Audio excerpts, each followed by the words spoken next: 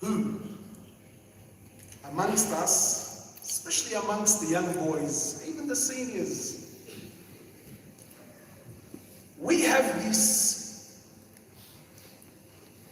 it's not just Muslims, Allah, it's the world, that if I know how to fight, then that makes me what does it make me? It's a man, brother. The man knows how to handle himself. You see, in all societies, generally, most people are cowards. We all like to think we're tough. Most of us are cowards. And there's always naturally, within every gathering, there's always the one or two. It's natural, Allah just gives them heart. They're the ones that always steer the ship. Look, in any society, in any community, who drives it? It's always them. And everyone else, like a seagull, follows sheep, whatever they do. And that's why today we have this epidemic of learning how to fight. Boxing and MMA and all these. We love these things. I'm not speaking about halal and haram tonight. I'm not speaking about halal and haram. I don't care. No. The obsession we have with fighting, because deep down in our hearts we believe that if I know how to swim, if I know how to manhandle, then that makes me a man.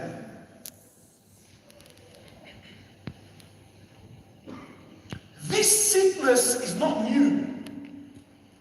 This sickness has been in humanity since day one. But Allah sent prophets to cure the sicknesses in all societies. And the Prophet ﷺ was no different. He walks into the masjid ﷺ, and please leave this with me. He walks into the masjid ﷺ and finds the companions wrestling. What were they doing? Wrestling. It's not haram. The companions wouldn't have done it in the masjid. You think our diseases are new? No, they're not. So he walks into the masjid ﷺ and sees the companions wrestling. When he walks in, obviously there's an aura of the man.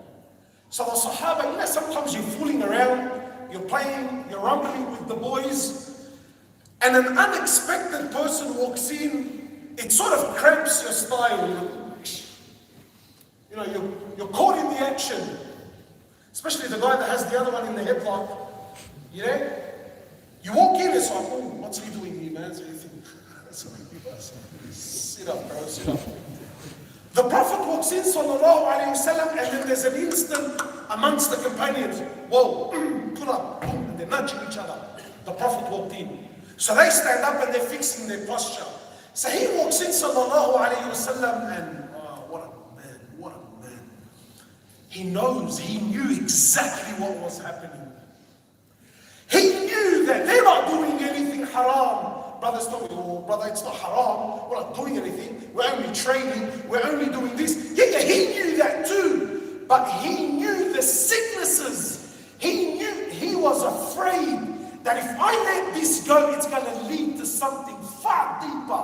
And he was right, sallallahu alayhi wasallam. So he says to the companions, what are you doing? What are they doing? It's clear what they're doing. What are you doing? So they said, O Prophet of Allah, we're wrestling. Where?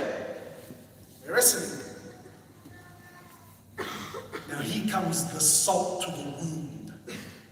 He says, why are you wrestling? People tell me Islam is not contemporary. I don't know what Islam you're reading about, bro.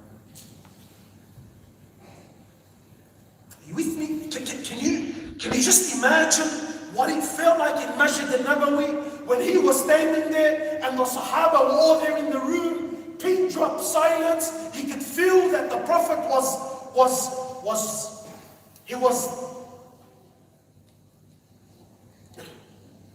wasn't happy. So he says, why are you wrestling? So they said, "O Prophet of Allah, we're wrestling to see who amongst us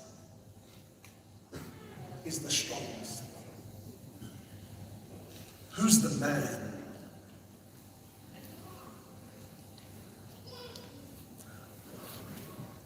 Who's the man?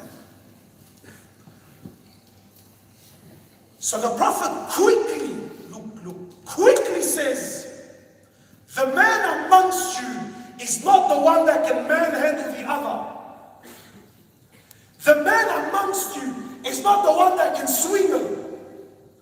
The man amongst you is not the one that can feed because of his physical abilities in the heart of the next. That is not the man. The man amongst you is the one who, when a calamity befalls him,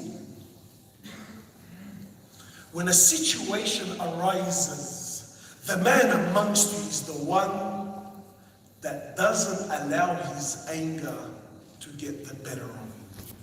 That's the man.